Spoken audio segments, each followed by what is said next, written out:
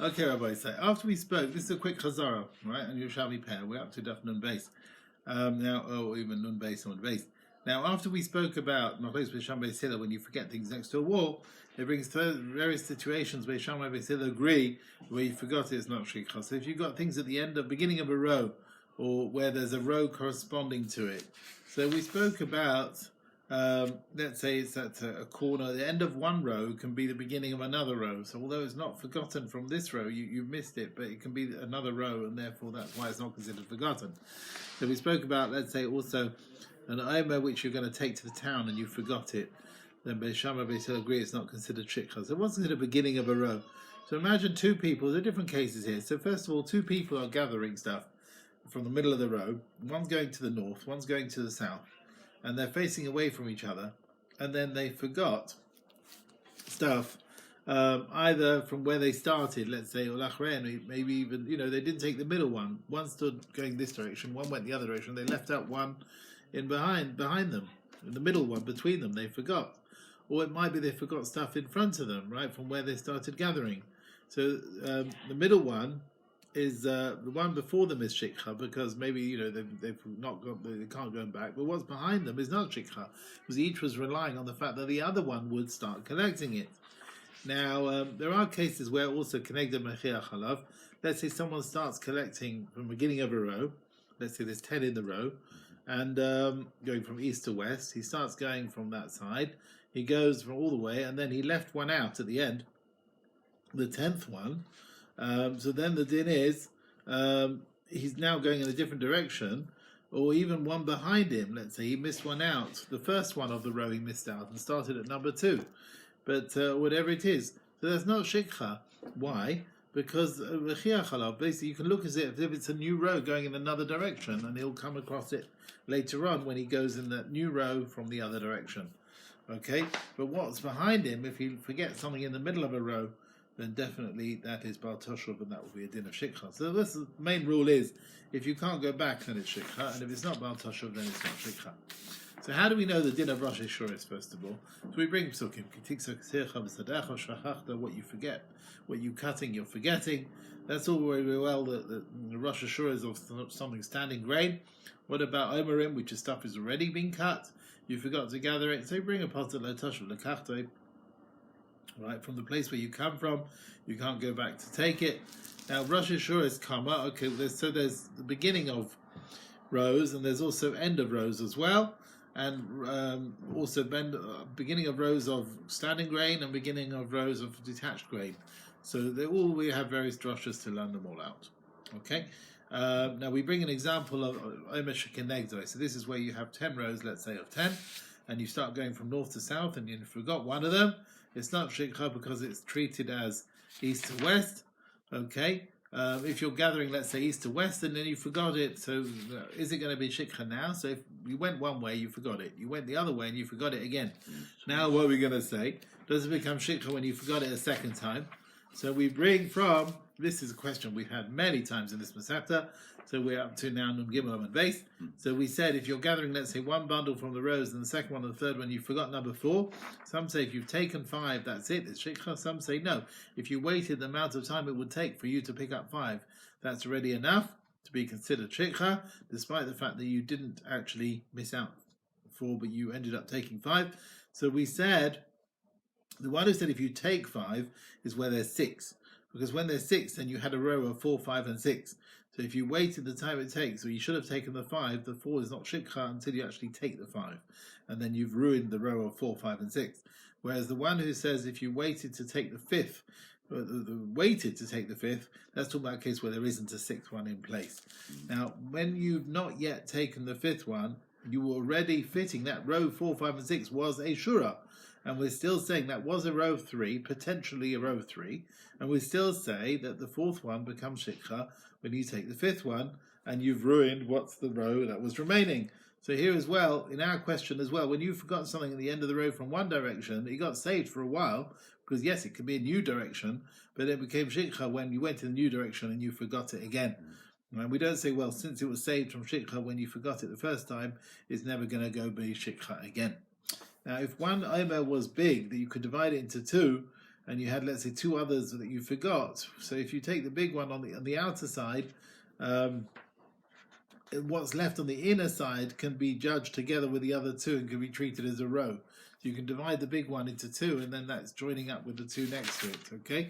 But if, however, you took the inner part, then the outer one can't start joining up with the other two to make a row.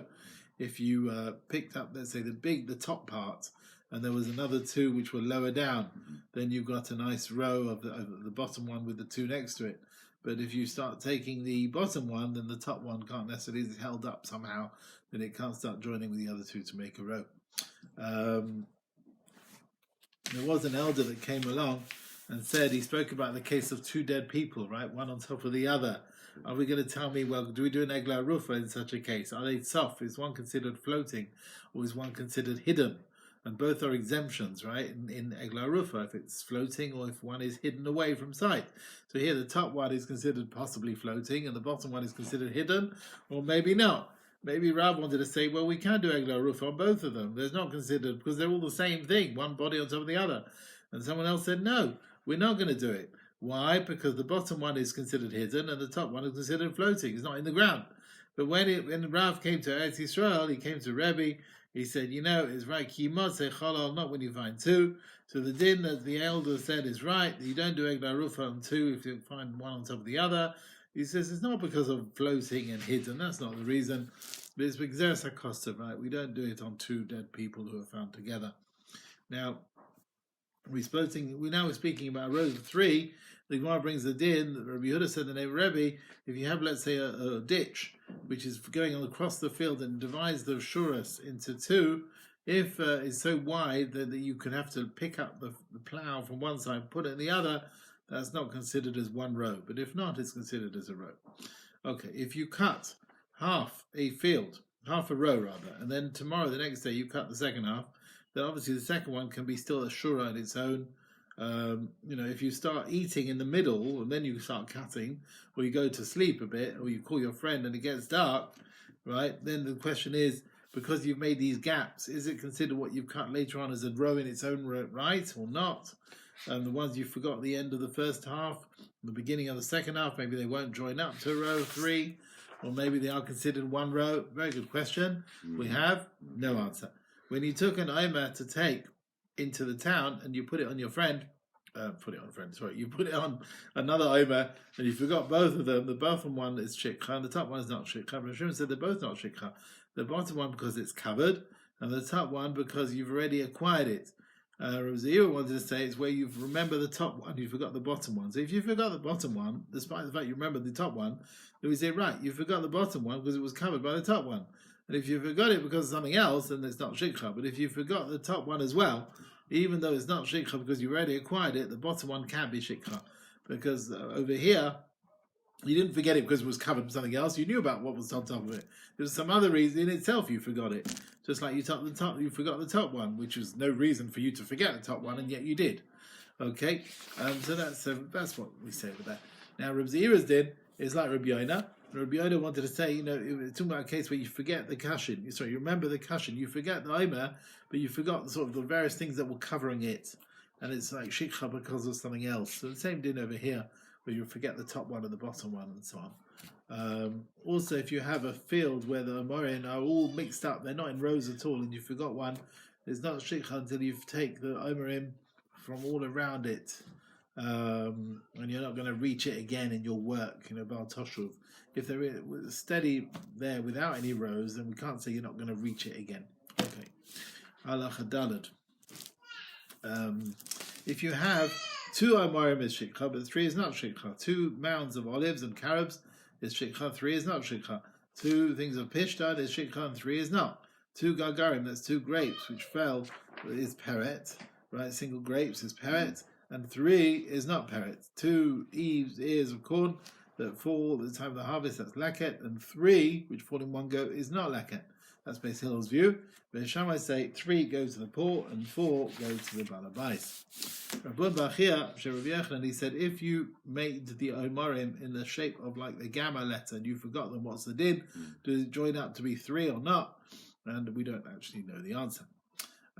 We said 2 heaps of olives is shikha. Now that's if they're heaps of olives, but 2 olives themselves is not shikha. Now what's the difference between the heap and the olives? Because the heaps, that's gemar malacha, whereas the single olives are not gemar malacha. You'll gather them, it's not the end of their processing, right? It's only when you gather the small amounts into a bigger mound and so on. Now, Rabbi said I was going with Rabbi Agadol, and he told me any olives that you can still reach your hand and take them, it's not shikha. And Rabbi Yochanan said, no, once you've gone past them and you forgot it, then it's got to do no shikha. Okay. The 2 grapes we said is peret. Half a cluster is peret if it falls at the time of the cutting.